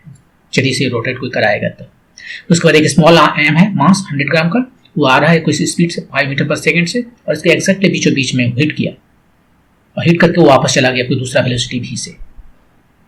ये वेलोसिटी हमें बताना है और ये किस स्पीड से किस एंगुलर स्पीड से रोटेट करेगा वो भी बताना है। यही क्वेश्चन है। तो देखिए ये सब कुछ हॉरिजॉन्टल डायरेक्शन में है, प्लेन में, हॉरिजॉन्टल प्लेन में है और हॉरिजॉन्टल प्लेन में कोई भी टॉर्क नहीं लग रहा है। तो एंगुलर मोमेंटम जो है सो कंजर्व रहेगा। शुरू में जो एंगुलर मोमेंटम था वही बाद में रहेगा। एंगुलर मोमेंटम में हमें दोनों पार्ट जो सिस्टम है उसका अलग अलग निकालना पड़ेगा, उसको फिर ऐड कर देंगे। तो ये पार्टिकल का और ये बार का। तो पार्टिकल का कितना होता है एंगुलर मोमेंटम mvr। आर यहाँ पर इस एक्सिस के अबाउट हम बात कर रहे हैं या इस पॉइंट के अबाउट बात कर रहे हैं, तो ये आर है L/2 और ये शुरू में रुका हुआ है, बाद में ये चल दिया लेकिन वापस के जा रहा है। तो यहाँ पर ये जो डायरेक्शन है v का माइनस हो गया, माइनस mv, डिस्टेंस तो वही है L/2 mvr और इसका angular momentum I omega. I इसके अबाउट जो है मोमेंटम इनर्शिया ml²/3 होता है और ओमेगा। यहाँ से हमें v और ओमेगा में एक रिलेशन आया, एक इक्वेशन आ गया। अब हमें इसको यूनिकली सॉल्व करने के लिए एक और इक्वेशन चाहिए। यदि ये question multiple choice question with more than 1 correct answer में देना होता तो यहीं पर छोड़ देता, क्योंकि अब यहाँ पर u v में एक रिलेशन है और 2-4 ऑप्शन देकर रख देता है, 1-2 सही करता है 1-2 गलत कर देता है, तो वहाँ से कर सकते थे। लेकिन ये चूंकि इसमें एक ही आंसर सही है तो उसने आगे बोला कि कोलिजन इलास्टिक है। कोलिजन इलास्टिक का मतलब है कि कोफिशिएंट ऑफ रेस्टिट्यूशन जो कि होता है minus separation velocity minus divided by approach velocity, वो 1 होगा। वो 1 है तो यहाँ से v और ओमेगा l यहाँ पर देख लीजिए। सेपरेशन वेलोसिटी किसके बीच का हम बात कर रहे हैं, पार्टिकल और जहाँ पर वो हिट किया है उस पॉइंट की हम बात कर रहे हैं, मास वगैरह की बात नहीं कर रहे हैं। यहाँ कहीं भी मास इंटर नहीं करता उस पॉइंट का। जिस पॉइंट पर वो हिट किया है वो पॉइंट के बीच में अप्रोच स्पीड क्या है और सेपरेशन स्पीड क्या है। तो अप्रोच स्पीड u है और सेपरेशन स्पीड ये है minus v minus omega L/2। ये स्पीड है रॉड का, ये रॉड का स्पीड है एट सेंटर, रॉड बोले बार बोले जो भी, स्पीड एट सेंटर। यहाँ पर दूसरा इक्वेशन आया, इस दोनों को सॉल्व किया और ओमेगा भी दोनों ही हमें पता चल गया। एक ही को यदि सॉल्व करें केवल एक, मान लीजिए ओमेगा के लिए, तो यहाँ पर वो 6.98 कहीं और नहीं है, तो फिर आगे आपको सॉल्व करने की जरूरत नहीं है, आपका टाइम बच गया। लेकिन यदि पूरा श्योर होना चाहते हैं तो दूसरा भी सॉल्व कर लीजिए, 100% श्योर है। मान लीजिए कभी मिस्टेक हो गया ओमेगा को सॉल्व करने में, तो दोनों में तो मिस्टेक नहीं होगा, एक आ गया सही, लेकिन इसमें प्रॉब्लम है। यहाँ 4.3 यहाँ भी है, यहाँ भी है 4.3, तो वो काम नहीं करेगा, दोनों सॉल्व विजुअली करना पड़ता है। लेकिन इस केस में स्पेशल केस आया जहाँ पर केवल ओमेगा से 6.98 आ गया, तो आपको आगे कुछ करने की जरूरत नहीं है। ओके, हम इसको सॉल्व करते समय बताए थे कि यदि इलास्टिक कोलिजन है तो 2 चीजें कर सकते हैं, या तो कोफिशिएंट ऑफ रेस्टिट्यूशन को 1 कर सकते हैं या सिंपली कर सकते हैं कि एनर्जी कंजर्व्ड है। तो एनर्जी कंजर्वेशन से देख लेते हैं। E=1 का मतलब एनर्जी कंजर्व्ड है। कोलिजन के बिफोर एनर्जी जो है और वही बाद में एनर्जी है। बिफोर एनर्जी कितना है, 12m u², और ये तो रुका हुआ है। बाद में जो कोलिजन हो रहा है, कोलिजन के बाद में जो एनर्जी है आफ्टर कोलिजन,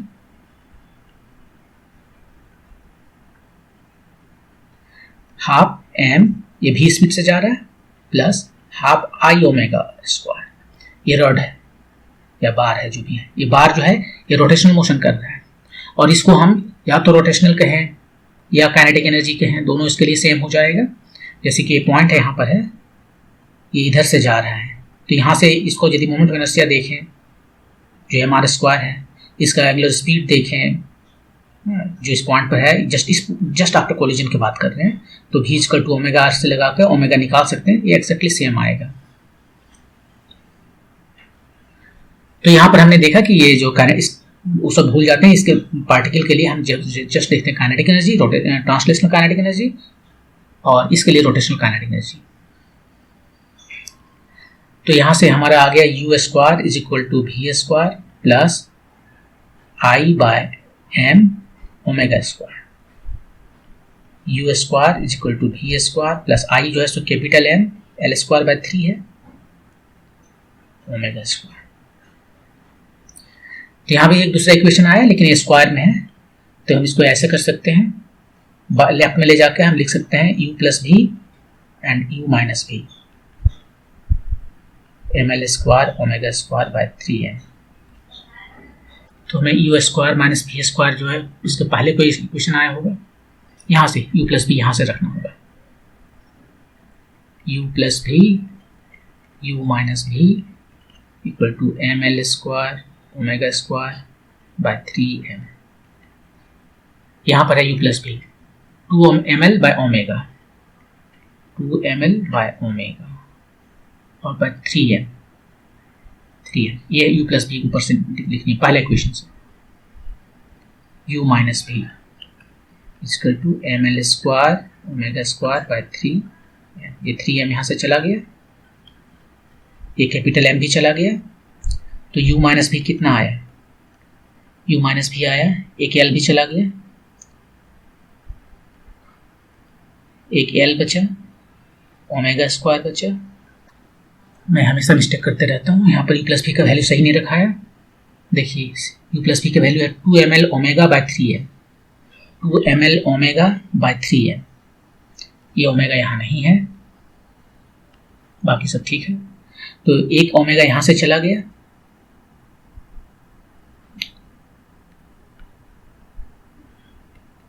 तो कितना बच गया, इधर l बच गया, एक l यहाँ से जाके एक ओमेगा बच गया, और 2 नीचे आएगा, और यहाँ क्या है, ऑलरेडी कुछ है और तो कुछ नहीं है, बस इतना ही। तो ये इक्वेशन नंबर 3 है। ये देखिए, ये बिल्कुल वही इक्वेशन है जो यहाँ पर है, ये मैंने दूसरे मेथड से लाया था, u minus V equal to omega L by 2, u minus V equal to omega L by 2। ये इजी है, इसमें ज़्यादा कैलकुलेशन करना पड़ेगा। हाँ, तो कभी कभी यूजुअली हमें जहाँ भी पॉसिबल हो ये फॉर्मूला लगाना चाहिए, coefficient of restitution equal to minus separation velocity by minus approach velocity.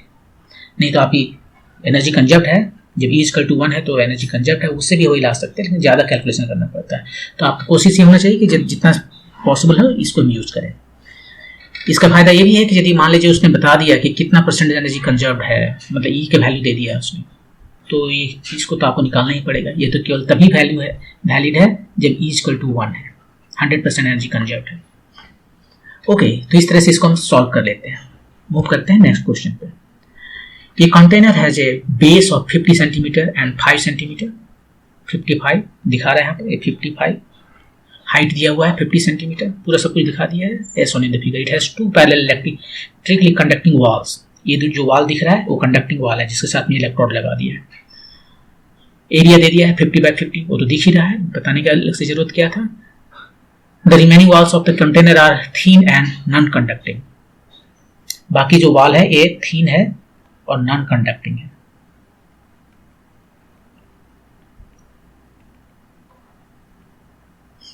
Container बीच में खाली है, लेकिन इधर जो है सो बंद है, और बंद जो है नॉन कंडक्टिंग से बंद किए हुए।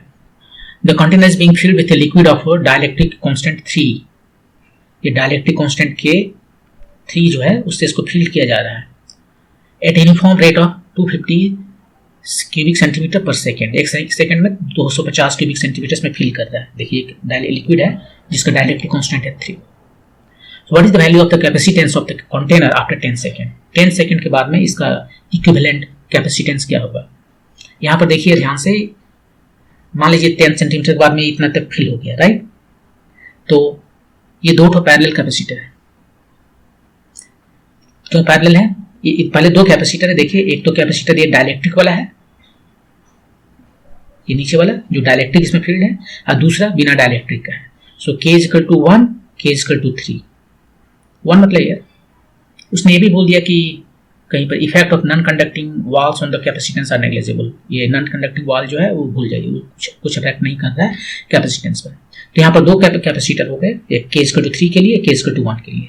दोनों का एक टर्मिनल जो है सो इससे कनेक्टेड है, एक प्लेट, और दूसरा प्लेट इससे कनेक्टेड है। तो इसका मतलब वो दोनों पैरेलल है। तो ये पैरेलल प्लेट कैपेसिटर है, दो ठो इन पैरेलल है, पैरेलल है बिल्कुल ऐसे।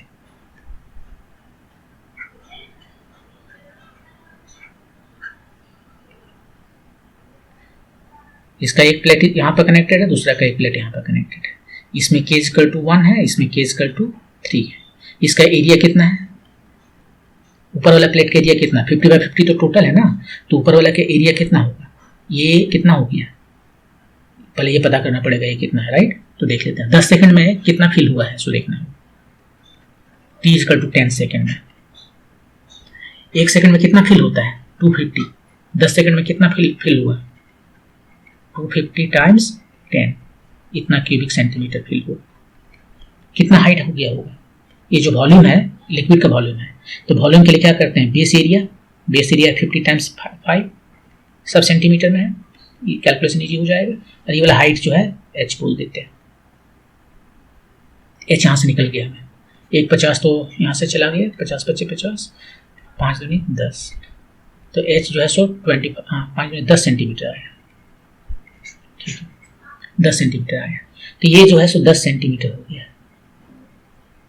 ये हो गया 40, ये हो गया 40, और ये तो 50 है। तो इसका जो एरिया है 40 टाइम्स 50, इसका जो एरिया है वो है, एक तो 50 है लेकिन दूसरा 10 है, 10 टाइम्स 50। डिस्टेंस तो दोनों का ठीक है 5 सेंटीमीटर, 5 सेंटीमीटर यहाँ भी है, 5 सेंटीमीटर यहाँ पे, सब कुछ हम CGS में लिख रहे हैं, इसका ध्यान रखना पड़ेगा जब कैलकुलेट करेंगे।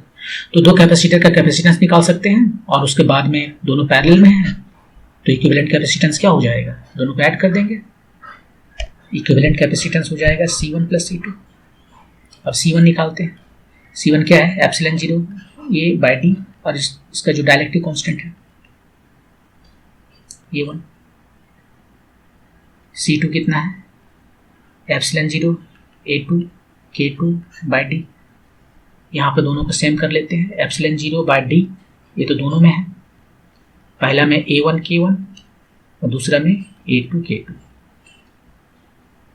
वैल्यू लिखते हैं यहाँ पर, एप्सिलॉन 0 बाय डी, डी का वैल्यू कितना है, डी मतलब कि सेपरेशन बिटवीन टू प्लेट्स, ये 5 सेंटीमीटर, 5 सेंटीमीटर लिख देते हैं। एरिया पहला का कितना है वो निकाले थे, देखिए यहाँ पर 40/50 200 सेंटीमीटर स्क्वायर, 200 सेंटीमीटर स्क्वायर, और इसका था कितना 10/50 सो 500, 50/10 40/50 2000 होगा ना, 2000।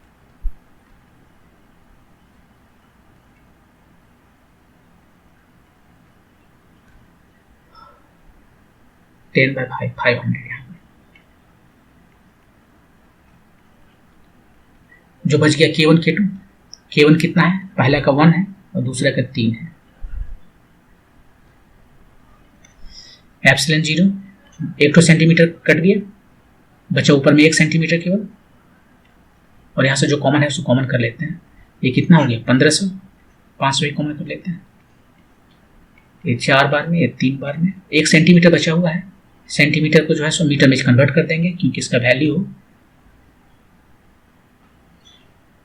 हमें अब रखना पड़ेगा। यहाँ पर दे दिया 9, एक्चुअली होता है 8.85, तो इसने कैलकुलेशन इजी करने के लिए 9 दे दिया है, 9 टाइम्स 10⁻⁻12 बाय 5 इंटू 500, ये सेंटीमीटर में है, ये जो है सो SI यूनिट है, इसको मीटर में कन्वर्ट करना है यहाँ से, ये आपका जो है सो इतना फैराड आ गया। तो ये 2 ठो, ये 2 चला गया, ये 5 भी चला गया, बचा 9 pico farad.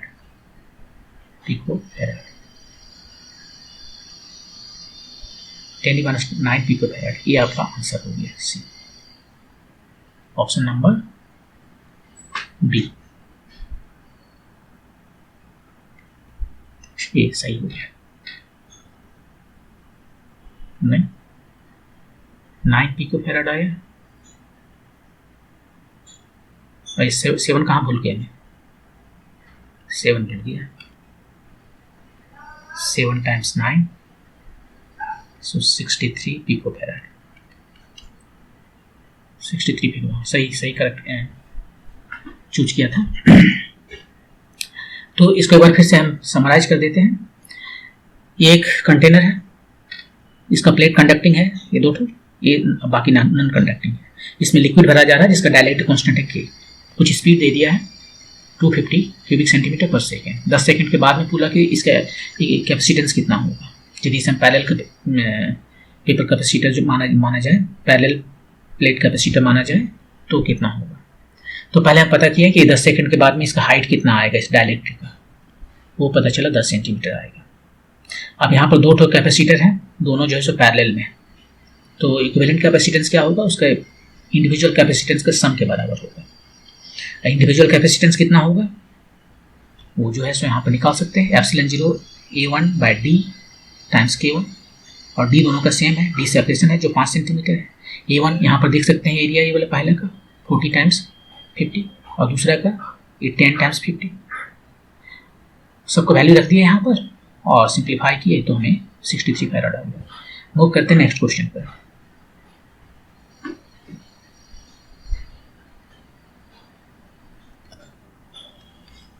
One mole of an ideal gas expands adiabatically from an initial state TF0 to final state TF5 ये फॉर कुछ दिया हुआ है, स्टेट है ऐसे, और F फाइनल है। Another mole of the gas, same gas, expands isothermally from a different initial state TBV0 to the same final state TF5V0, लेकिन ये आइसोथर्मली है, पहले वाला एडियाबेटिकली है। तो इसको फिगर बना लेते हैं, क्या क्या दिया है। टी ओ भी डायग्राम हमें बनाना चाहिए, ये हमारा टी भी डायग्राम है, ये भी हो गया और ये टेम्परेचर हो गया। पहले कहाँ से स्टार्ट किया है, टी ए भी नो, कोई पॉइंट यहाँ पर है, इसका टेम्परेचर है, ये भी नॉट हुआ और ये टी ए है, ठीक है। और कहाँ जा रहा है, थोड़ा सा इसको ऊपर ले लेते हैं क्योंकि कंफ्यूजन करता है। यहां से जो है TF दूसरा टेम्परेचर और वॉल्यूम बढ़ गया, वॉल्यूम बढ़ गया तो टेम्परेचर घटेगा, राइट। तो कुछ ऐसे, वॉल्यूम बढ़ गया तो टेम्परेचर घटेगा ऐसे।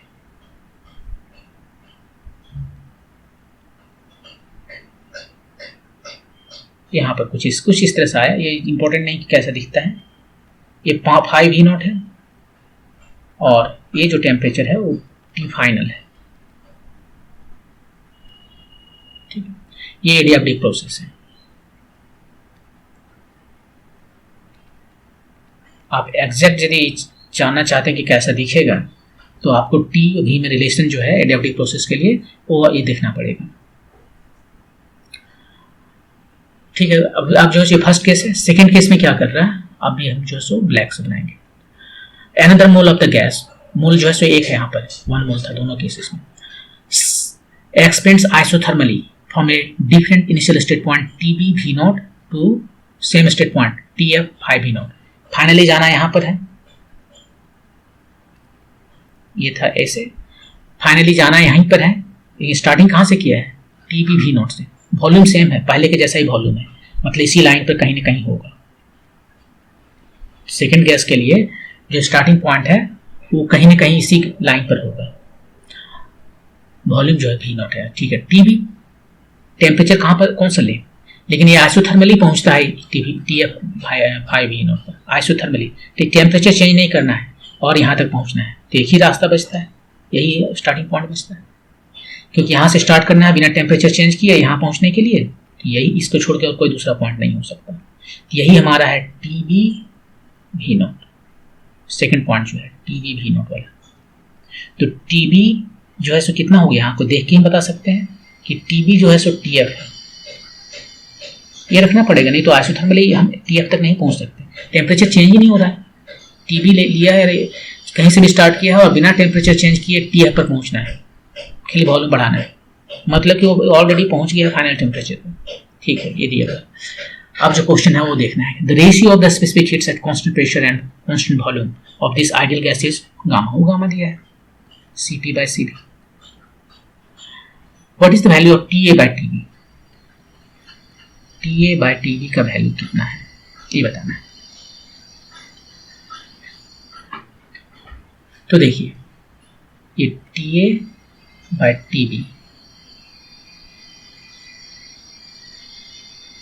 ये दोनों का वैल्यू बताना है, रेशियो, राइट। मतलब हमें TA और TF का वैल्यू बताना है। वो जो पूछ रहा है वो एक्चुअली पूछ रहा है TA by TF का वैल्यू बताना है। तो इस प्रोसेस में जो है, ये जो एडियाबेटिक प्रोसेस है, इसमें हम T और V के बीच में रिलेशन हम निकालते हैं, देखते हैं क्या है, कैसे जाता है। यहाँ पर जो है इससे स्टार्ट करेंगे, यहाँ जाएंगे। तो हमें कुछ याद नहीं रहता ज़्यादा एडियाबेटिक प्रोसेस के लिए। हमें जो याद रहता है वो है कि PV to the power gamma is equal to constant, हमें बस इतना ही याद रहता है, बाकी इसमें हम निकाल लेंगे। ये आइडियल गैस है, PV is equal to nRT। और किसके बीच में चाहिए? टेम्परेचर और वॉल्यूम के बीच में चाहिए। टेम्परेचर और वॉल्यूम के बीच में चाहिए, प्रेशर नहीं चाहिए। तो प्रेशर यहाँ से निकाल लेते हैं। Pressure is equal to nRT bye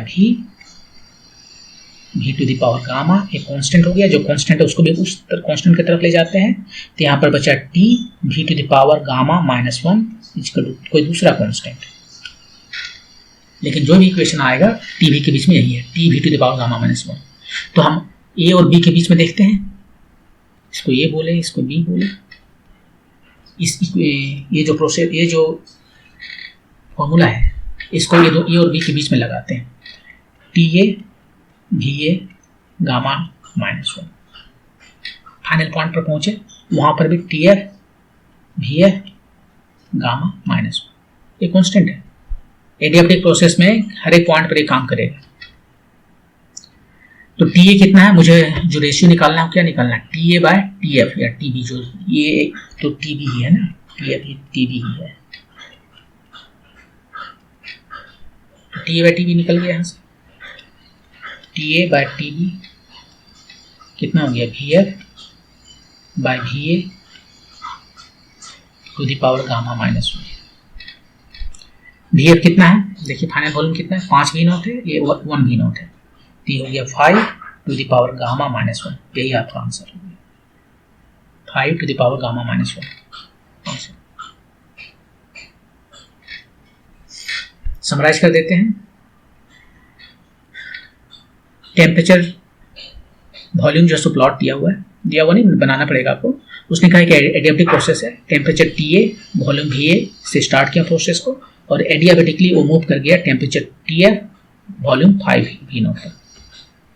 दूसरा बोला कि एक जो दूसरा प्रोसेस है वो आइसोथर्मल प्रोसेस है, और एक जगह TB V नॉट से स्टार्ट किया और पहुंच गया ये फाइनल यहाँ पर। ये आइसोथर्मल प्रोसेस है ना, टेम्परेचर चेंज नहीं किया, इसका मतलब TB जो है सो TF है। वो ऑलरेडी जहाँ से स्टार्टिंग किया है वो ही फाइनल टेम्परेचर पर है, केवल वॉल्यूम अलग है, तो वॉल्यूम को चेंज किया। फाइनली उसने पूछा जो कि TA बाय TB क्या है, तो TB तो TF हो गया, तो हमें TA बाय TF निकालना है। अब क्या करते हैं, इस प्रोसेस जो एडियाबेटिक प्रोसेस है यहाँ पर हम चलते हैं, गैस लॉ लगाते हैं।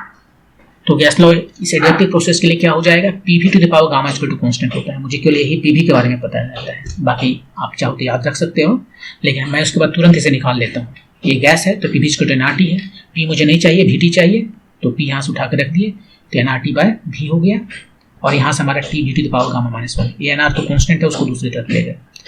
और फिर अब ये दो पॉइंट के बीच में इस फॉर्मूला को लगाएं, PV to the power gamma -1, so TA VA to the power gamma -1 इसका to TF VA to the power gamma -1, और TF जो है वही TB है, तो TA बाय TB का रेशियो हमें मिल गया, जो कि है 5 to the power gamma -1। Okay, move करते हैं नेक्स्ट क्वेश्चन पे। 2 satellites P and Q are moving in different circular orbits around the Earth, radius r। ये हमारा धरती है, और इसमें रेडियस आर है। Height of P and Q from the earth surface is R H P and H Q. यहाँ से ये डिस्टेंस जो है एच पी है और यहाँ से ये डिस्टेंस जो है एच क्यू है, यहाँ से सेंटर से नहीं। फिर h P equal to r by 3, the acceleration of P and Q due to the earth gravity are g P and g Q. यहाँ पर जो एक्सलेशन ड्यू टू ग्रेविटी है जी पी है, यहाँ पर जो है जी क्यू है, ये क्यू है और एक पहला वाला पी है। धरती पर एक ही पॉइंट पर खड़ा होकर बातें करना है तो ये हमारा क्यू होता है। ये सैटेलाइट है तो हर जगह घूमेगा, उससे फर्क नहीं पड़ता।